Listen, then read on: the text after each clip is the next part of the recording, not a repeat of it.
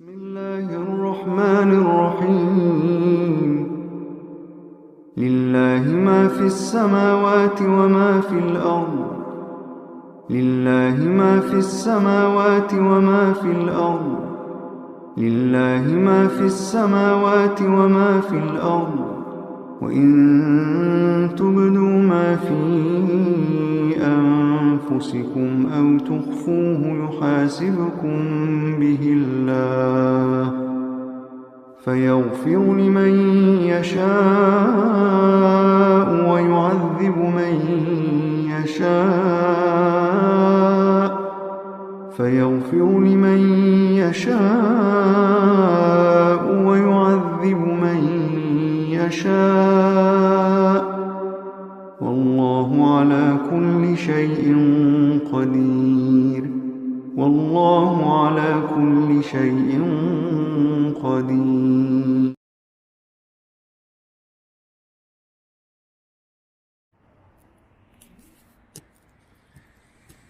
السلام عليكم ورحمة الله وبركاته. الحمد لله رب العالمين والصلاة والسلام على سيد المرسلين محمد وآله وأصحابه أجمعين أما بعد. قال الله تبارك وتعالى في القرآن المجيد والفرقان الحميد وأعوذ بالله من الشيطان الرجيم بسم الله الرحمن الرحيم. فلما سمعت بمكرهن أرسلت إليهن وأعتدت لهن متكئا وآتت كل واحد منهن سكينا وقالت اخرج عليهن فلما رأيناه أكبرناه وقطعن أيديهن وقلن حاش لله ما هذا بشرا إن هذا إلا ملك كريم. صدق الله مولانا العظيم وصدق رسوله النبي الكريم ونحن على ذلك من الشاهدين والشاكرين. بزرگان محترم، ملت کے عزیز نوجوان ساتھیوں، اللہ کا بڑا فضل ہے اور اس کا کرم ہوا کہ اللہ تبارک و تعالی نے مجھے اور آپ کو اطمینان کے ساتھ تراویح کی نماز ادا کرنے کی توفیق نصیب فرمائے. حاضرین محترم، جیسا کہ آپ حضرات کے سامنے سورۃ یوسف کی باتیں آ رہی ہیں اور میں اس سورت کو تفصیل کے ساتھ اس لیے وقت زیادہ لیتے ہوئے روزانہ اس کے اندر تھوڑی سی زیادہ گہری باتیں اس لیے عرض کر رہا ہوں. یہ سورۃ یوسف ہمارے لیے بہت ساری باتیں اور سبق اور ہمارے لیے زندگی گزارنے کے لیے رہبری بتا رہا ہے. اس لیے اس کے اندر اللہ تبارک و تعالی نے بے شمار باتیں انسانوں کو، میرے لیے اور آپ کے لیے رہبری کے لیے رکھا ہے اور ہمیں ہر ایک اس کے اندر جتنی باتیں آ رہی ہیں وہ ہمارے زندگی میں بھی پائے جا رہے ہیں. اس لیے ہمیں اس سبق، اس سورت سے بڑے سبق حاصل کرنا ہے. اس لیے آپ حضرات کے سامنے اس سورت کو زیادہ تر وقت لیا جا رہا ہے اور اس کے بعد میں اس سورت کو تھوڑے تفصیل کے بعد ہم سورۃ الکہف کی طرف چلیں گے اور وہاں بھی جو اللہ تعالی نے ہماری رہبری فرمائی ہے اس کی بھی تفصیل آپ حضرات کے سامنے رکھنے کی پوری کوشش کروں گا. حاضرین محترم، جیسا کہ کل بات آئی تھی کہ زلیخا نے حضرت یوسف علیہ السلام کو کھلی دعوت دے دی اور تمام حدیں پار کرنے کے بعد کہا قالت حیت لک،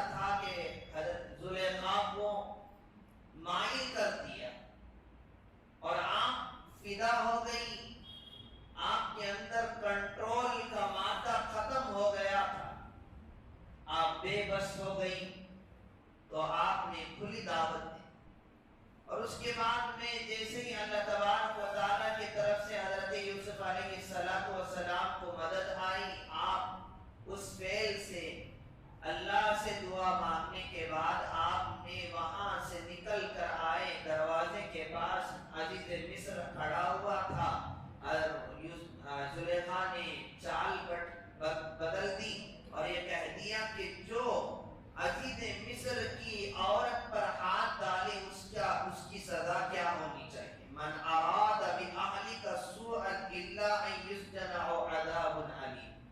کتنی زبردست بات کہہ دی زلیخا نے، یہ نہیں کہا کہ یوسف نے میرے ساتھ یہ کام کیا، بلکہ ڈائریکٹ یہ کہا کہ اگر عزیز مصر کی عورت پر کوئی ہاتھ ڈالے تو اس کا انجام کیا ہونا چاہیے، یا اسے قید میں ڈال دیا جائے یا اس کو کوڑے لگوا دیا جائے۔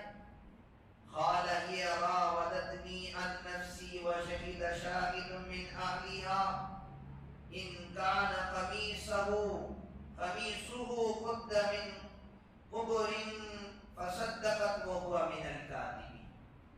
کیا فرما رہے ہیں اللہ تبارک و تعالی اس آیت میں کہ اب حضرت یوسف علیہ السلام اس کے مکر سے بچ کر جا رہے تھے، تو پیچھے سے اس نے روکنا چاہا، پکڑنا چاہا، تو حضرت یوسف علیہ السلام کا جو کرتا تھا، قمیص تھی، اس قمیص کا پیچھے کا حصہ اس کے ہاتھ میں آ گیا، پھٹ گیا۔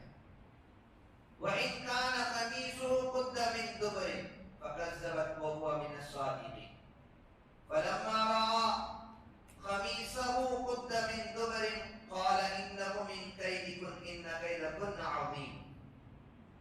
اب وہاں اس نے بات پلٹی، تو اللہ تبارک و تعالیٰ کا ایک نظام ہوتا ہے، اللہ تبارک و تعالیٰ اپنے پیغمبروں کو، اپنے نبیوں کو بچاتے ہیں، محفوظ فرماتے ہیں، کہ انہی کے خاندان میں سے ایک وہاں لڑکا تھا، اس نے گواہی دے دی کہ دیکھو یوسف کا قصور کوئی چیز نہیں ہے، اس لیے کہ اگر یوسف کی غلطی ہوتی علیہ السلام، یوسف کے سامنے کا حصہ کرتے کا پھٹنا چاہیے تھا، لیکن جو پیچھے کا حصہ پھٹا ہوا ہے، اس سے بات یہ ثابت ہو رہی ہے کہ زلیخا نے یوسف کے ساتھ ناانصافی کی ہے، جبر کیا ہے، ظلم کیا۔ اللہ تبارک و تعالی نے حضرت یوسف علیہ السلام کی برات کو ثابت کرنے کے لیے انہی کے خاندان میں سے وہاں جو موجود تھا ایک بچہ گواہی دے دیا کہ اگر یوسف علیہ السلام کی غلطی ہوتی تو حضرت یوسف علیہ السلام کا جبہ، کرتا، جو قمیص ہے وہ سامنے سے پھٹنا چاہیے، لیکن یہاں قصہ دوسرا ہے کہ یوسف علیہ السلام کا کرتا پیچھے پھٹا ہوا ہے۔ تو اس سے بات یہ معلوم ہو گئی کہ یوسف علیہ السلام وہاں سے بچ کر آنا چاہ رہے تھے، لیکن کیا ہو گیا کہ زلیخا نے ان کو جبر کیا۔ آگے اللہ آیت میں ارشاد فرما رہے یوسف اعرض عن ھذا۔ اب عزیز مصر پورے قصے کو جانچ لیا۔ اب مسئلہ کیا ہے؟ عزیز مصر پورے قصے کو پہچان لیا کہ کیا ماجرا ہے۔ اب دیکھ رہا ہے کہ گواہی دینے والا گواہی بھی دے دیا اور میری بیوی اب قصوروار ہے۔ اب عزیز مصر اور اس کی بیوی قصور کرے، اب یہ کیسا ہوگا؟ اس کی بدنامی ہوگی، اس لیے اس نے کہا یوسف اعرض عن ھذا، فرمایا یوسف جانے چھوڑ دے۔ بڑے لوگ کہتے نہیں، چھوٹے لوگ غلطی کریں تو کیا کرتے؟ معاف کرتے۔ اور معاملہ یہاں ایسا نہیں، عزت کا تھا، اس کی بادشاہت کا سوال تھا، اور آج ہمارے معاشرے میں، سوسائٹی میں بھی یہی ماجرا ہے کہ اگر بڑے لوگ غلطی کریں تو انہیں معاف کر دیتے ہیں، اگر چھوٹے کرتے ہیں تو ان کو سخت سزائیں دیتے ہیں، ان کو تان دیتے ہیں۔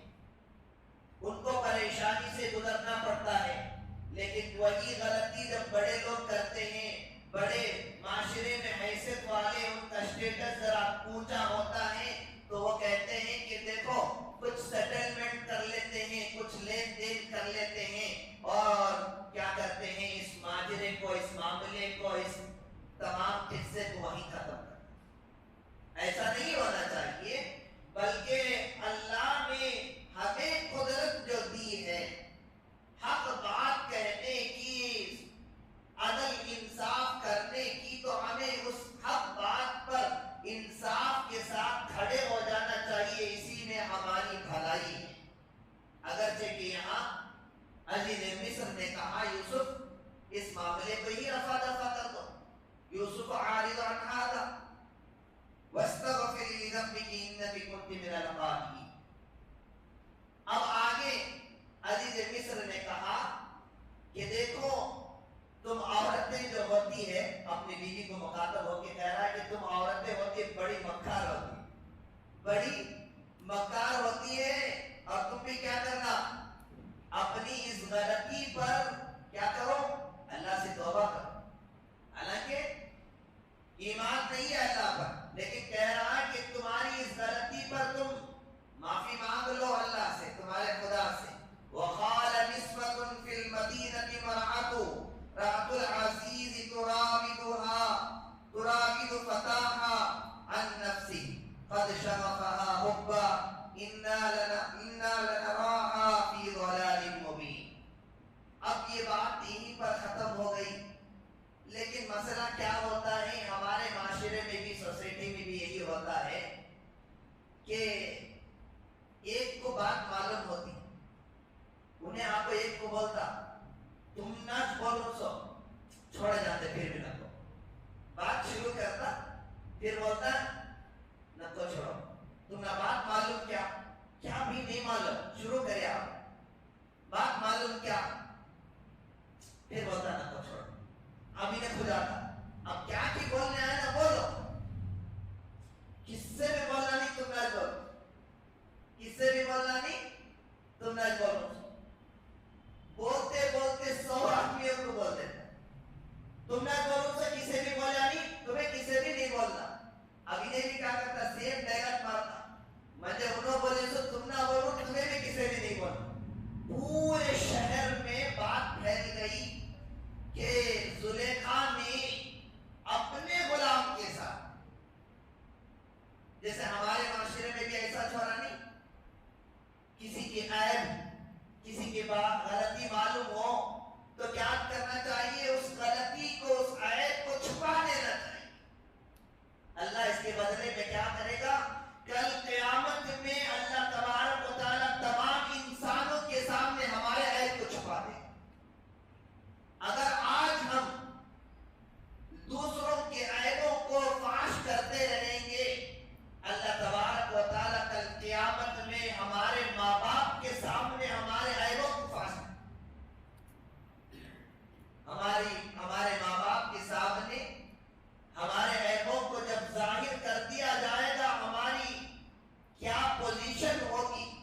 جو ماں ہمیں سمجھ رہی تھی کہ میرا بیٹا بڑا متقی پرہیزگار ہے، میرا بیٹا بڑا عالم ہے، میرا بیٹا بڑا امام ہے، میرا بیٹا بڑا مفتی ہے، حافظ قرآن ہے، اگر وہی غلطی بیٹا دنیا میں دوسروں کے عیبوں کو فاش کرتا رہے گا، چن کے ان کو لوگوں کے سامنے ظاہر کرتا رہے گا، کل قیامت میں اللہ تبارک و تعالی ہمارے عیبوں کو ہمارے دوستوں کے سامنے، ہمارے رشتہ داروں کے سامنے فاش کر دے گا.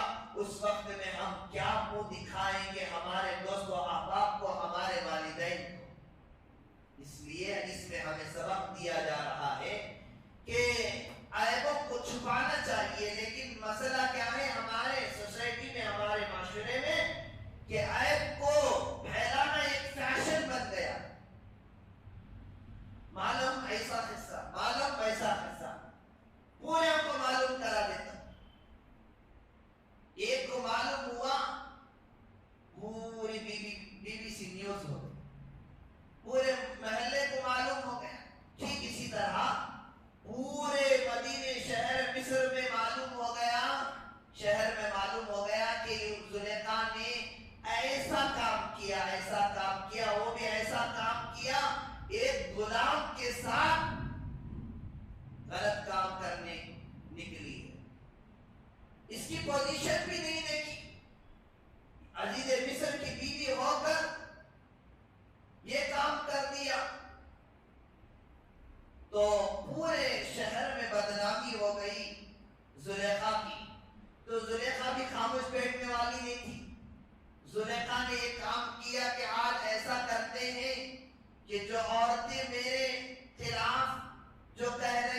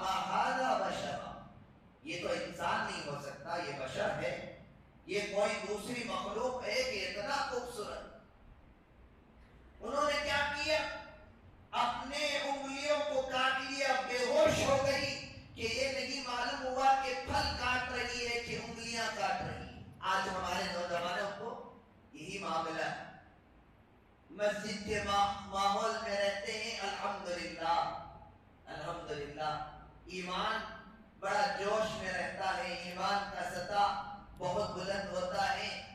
मस्जिद के दरवाजे से बाहर पैर रखते हैं, बड़े बड़े सुलेखा आते हैं, उनकी बहन आती है तो हमारे नौजवान भी फिसल जाते हैं। आज हमारा नौजवान आंखों के जिना में, ख्यालात के जिना में इतना मुलविस हो गया, इतना घुल गया। ये जिना एक बहुत बड़ा गुनाह है, ये ऐसा गुनाह है कि अल्लाह हमारी हिफाजत फरमाए, हमारी और नौजवानों की तमाम की, कि आज जिना का बाजार गर्म है, जिना का बाजार गर्म है। आज जिना करना आसान है। एक जमाना था जिना छुप छुप के किया जाता, लेकिन आज जिना तो बड़ा आसान। हर नौजवान के हाथ में मोबाइल, हर नौजवान के हाथ में आज फेसबुक, व्हाट्सएप, ट्विटर, चैटिंग चल रही है। इसमें रिश्ते, फ्रेंडशिप किए जाते हैं। एक अजनबी लड़की के साथ बातचीत हो रही है, ये जिना। जब इंसान जिना करता है, हदीस पाक में आया, अल्लाह तबारक व तआला उसके ईमान को एक बादल की तरह, ईमान को उसके दिल से निकाल देते हैं। असल में मोमिन जिना नहीं कर सकता, मोमिन की शान ही नहीं कि वो जिना करे, बल्कि जब वो फेल में मुब्तला होता है, जिना में जब मुब्तला होता है, अल्लाह तबारक व तआला उसके दिल से ईमान को निकाल कर एक बादल के शक्ल में उसके ऊपर खड़ा कर देते। ये बात समझ में आई कि मोमिन ये फेल हरगिज नहीं कर सकता, ये काम नहीं कर सकता। फरमाया अगर ईमान अब निकल गया है, अगर उस काम में मुब्तला जान निकल गई, तेरी रूह निकल गई, ईमान की मौत नहीं, बगैर ईमान के मरेगा। इसलिए क्या वहां ईमान निकाल दिया गया, ईमान उसके दिल से निकल गया। ये बदकारी के काम की वजह से जब तक वो उस फेल के अंदर, उस काम के अंदर मुब्तला है, उस वक्त तक अल्लाह तबारक व तआला उसके दिल के ईमान, दिल के अंदर के ईमान को निकाल कर एक बादल की शक्ल में खड़ा कर देते हैं। उस फेल से वो फारिग होने के बाद उसके दिल के अंदर फिर ईमान आता है, वो तब जाकर मौमिन होता है। अगर उस काम के दौरान मौत आ गई तो वो बगैर ईमान की दुनिया में जाता है। हाज़रीन मोहतरम, मेरे अजीज नौजवानों, इसलिए हजरत यूसुफ अलैहिस्सलाम ने अल्लाह से पनाह मांगी, अल्लाह से दुआ मांगा कि वो औरतें आप पर फिदा हो गई, अपनी उंगलियों को काट लिया बजाय फलों के। इसीलिए हजरत आयशा, अम्मा आयशा रज़ियल्लाहु ताला अन्हा फरमाती है, हजरत यूसुफ अलैहिस्सलाम की औरतों ने उनको देखकर अपनी उंगलियां काट ली। अगर मेरे हबीब सल्लल्लाहु अलैहि वसल्लम को देख लेती तो वो अपने कलीजे को काट ले। इससे बात ये समझ में आई कि अल्लाह तबारक व तआला ने रसूलुल्लाह सल्लल्लाहु अलैहि वसल्लम को हजरत यूसुफ अलैहिस्सलाम से ज्यादा हुस्न अता फरमाया। अम्मा आयशा एक जगह रिवायत फरमाती है कि अगर उस दौर की औरतें मेरे हबीब सल्लल्लाहु अलैहि वसल्लम को देख लेती तो वो क्या करती, अपनी उंगलियां नहीं, अपने कलीजे को, अपने दिल को काट ले। इतनी बेकाबू हो जाती कि मेरे हबीब सल्लल्लाहु अलैहि वसल्लम इतने खूबसूरत। हम, मैं और आप, अल्लाह का शुक्र है हमने अल्लाह से कोई दुआ नहीं मांगी, कोई दुआ नहीं मांगी। इसके बावजूद अल्लाह तबारक व तआला ने ऐसे हबीब सल्लल्लाहु अलैहि वसल्लम के उम्मत में हमें पैदा फरमाया। इस उम्मत में पैदा होने की कदर और कीमत मुझे और आपको नहीं मालूम है, मेरे नौजवानों को नहीं मालूम होने की वजह से आज मेरे नौजवान लड़के और लड़कियां जिना के अंदर मुब्तला हो गई। कितने लड़कियों के वाकयात मिलने में आ रहे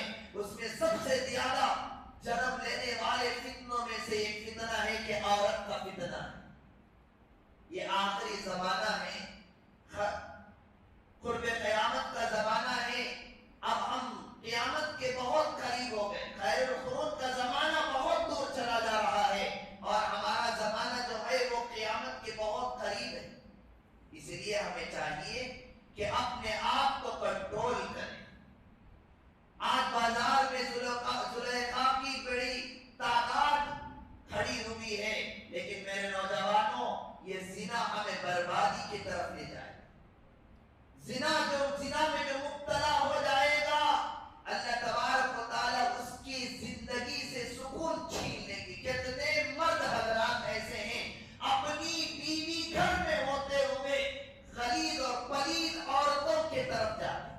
اللہ کے رسول صلی اللہ علیہ وسلم معراج کا سفر فرما رہے تھے، تو آپ نے دیکھا کہ ایک قوم ہے جو ان کے سامنے مرد اور عورت کے سامنے لذیذ کھانے رکھے ہوئے، بہترین کھانے، بہترین غذا ہے، خوشبودار کھانے، بہترین ڈشز رکھے گئے ہیں، لیکن وہ مرد عورت اس کھانے کو چھوڑ کر بدبودار کھانے کھا رہے ہیں، مردار کھانے کھا رہے ہیں۔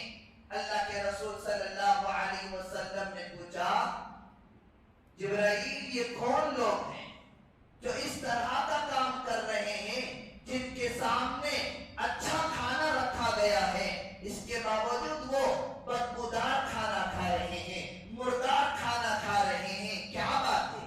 حضرت جبرائیل امین علیہ السلام نے ارشاد فرمایا، حضور صلی اللہ علیہ وسلم یہ آپ کی امت ہے، یہ آپ کی اس امت ہے، آپ کی امت کے وہ مرد عورت ہیں، ان کے پاس حلال بیویاں ہوتے ہوئے حرام کے طرف، زنا کے طرف گئے، غلیظ اور پلید عورتوں کے پاس گئے تھے، جس کا انجام یہ ہے کہ ان کے سامنے بدبودار کھانا رکھا گیا، آج وہ کھا رہے ہیں۔ یہ وہ آپ کی امت کے عورتیں ہیں جن کو حلال شوہر دیا گیا تھا، اس کے باوجود ان کی نفس اور ان کی خواہشات نے غلط راستے پر ڈال دیا، زنا کے راستے پر گئے اور انہوں نے غلط کام کیا۔ اللہ تبارک و تعالیٰ ان کا انجام آج اس طرح کر رہے ہیں۔ حاضرین محترم، عزیزان ملت اور میرے عزیز نوجوان ساتھیوں، ہاں جوانی ہے، خواہشات ہیں، نفس ہے، اسی پر ہمارا امتحان ہے۔ ہاں سامنے عورت آئے گی، دل مچلے گا، بڑی حسین و جمیل عورت کو اللہ تعالیٰ نے بنایا بھی ایسے ہے، لیکن اس وقت میں ہمیں کیا کرنا ہے؟ ہمارے اکابرین اور بڑے کہتے ہیں کہ اس وقت میں نگاہ پڑ جائے، ایک نگاہ تو معاف ہے، لیکن ہمارا نوجوان کہتا ہے حضرت ایک نگاہ معافی نا اور معافی، ایک نگاہ میں کیا کرتا؟ پورا ڈالتا نظر، پھر پوچھتا آپ کو حضرت ایک نگاہ معاف نہیں کیا؟ ہاں معافی ہے، ایک نگاہ تو معاف ہے، لیکن ایک نگاہ میں پورا ڈیٹیلز نہیں، ایک نگاہ معاف ہے۔ چاہتا تھا نگاہ کے سامنے آ گئی، اللہ کے سامنے دعا کرنا چاہیے، اللہ سے مانگنا چاہیے، اے اللہ تو نے مجھے، جن کی شادیاں ہوگی وہ دعا کریں گے کہ اللہ مجھے تو نے حلال بیوی گھر میں دی ہے، الحمدللہ میں صبر کروں گا اسی پر، کل جنت میں مجھے حور عین دینا، ایسے حوریں دینا کہ اللہ میری تمام خواہشات پورے وہیں ہو جائیں۔ جن کی شادی نہیں ہوئی ہے وہ کہیں گے کہ اللہ مجھے دنیا میں بھی نیک صالح بیوی عطا فرما، یہ بہت بڑی نعمت ہے۔ اللہ جسے نیک صالح اور بیوی دے دے اس کی دنیا بھی بن گئی آخرت، اس لیے کہ عورت کا نیک ہو جانا، صالح مل جانا۔ میرے بھائیوں، بزرگوں، دوستوں، آج ہم دیکھتے ہیں گھروں میں فساد کیوں ہے؟ عورتوں کی وجہ سے ہے۔ لڑکیوں کو دین نہ سکھانے کے بنیاد پر کالج کے حوالے، یونیورسٹی کے حوالے کر دیا اور دین کچھ نہیں سکھایا۔ سسرال جانے کے بعد سسرال والوں کے حقوق کیا ہیں، شوہر کے حقوق کیا ہیں، نہیں سکھایا گیا، جس کے نتیجے میں آج گھروں کے اندر فساد ہے۔ نکاح ہوا، ایک ہفتے میں طلاق اور خلع کی نوبت کیوں آ رہی ہے؟ یہ تمام چیزیں اس لیے ہے کہ ہماری پرورش میں کمی ہے، دین گھروں کے اندر سے اٹھ جانے کی وجہ سے یہ ماحول آج ہم ویسٹرن کلچر کے پیچھے بھاگنے کے نتیجے پہ آج ہماری لڑکیاں اور لڑکے غلط راستے کو اختیار کر چکے ہیں، جس کے نتیجے میں آج ایک خاندان جڑتا ہے، ایک ہفتے کے بعد دونوں خاندان ٹوٹ جاتے ہیں۔ اللہ ہماری حفاظت فرمائے اور ہمارے نوجوانوں کو خاص طور پر اللہ اپنی جوانی پر کنٹرول نصیب فرمائے۔ اللہ تعالی ہمارے جوانی کا اس بدلہ بہترین جنت میں عطا فرمائے۔ رب العالمین. سبحان ربک رب العزة عما یصفون وسلام علی المرسلین والحمد للہ.